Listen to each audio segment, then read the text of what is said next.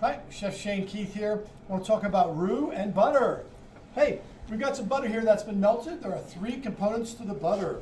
We've got the the fat right in the middle here.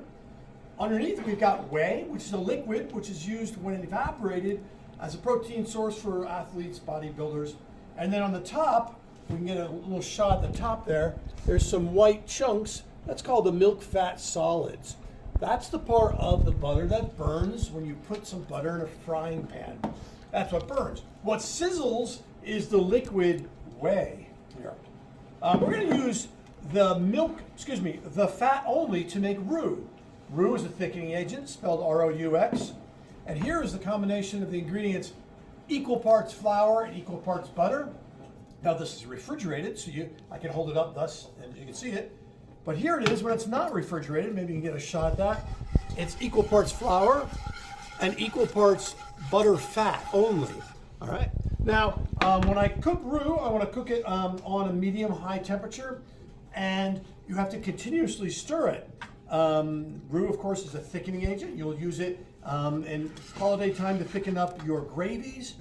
When you stir roux, use a whisk because you have multiple points of contact on a whisk. I've heard it said use a wooden spoon, and there's some truth there because it won't burn, but a wooden spoon can only, just by nature of its physical shape, only have one point of contact. And when you make roux, you want to make sure it's constantly stirred.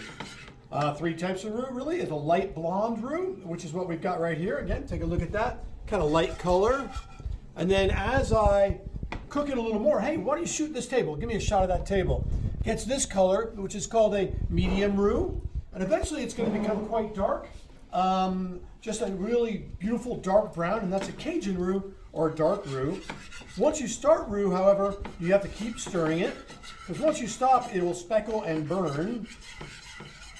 Okay, and it can take up to 10-15 minutes to cook a Cajun dark roux. There is one really important thing to consider with roux, is to protect your wrists and arms. Because when roux splats, it's coming in over 200, 300, 400 degrees. So often I will recommend a student uses an oven mitt. These are Nomex, which is a fireproof material used by firefighters. So I can just sit here and stir over and over. And roux, as you cook it, its consistency will change. I think I've covered it a lot. Roux is used to thicken, equal parts butter and flour.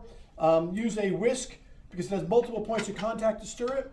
Oh, lastly, make sure you use an aluminum or steel pan.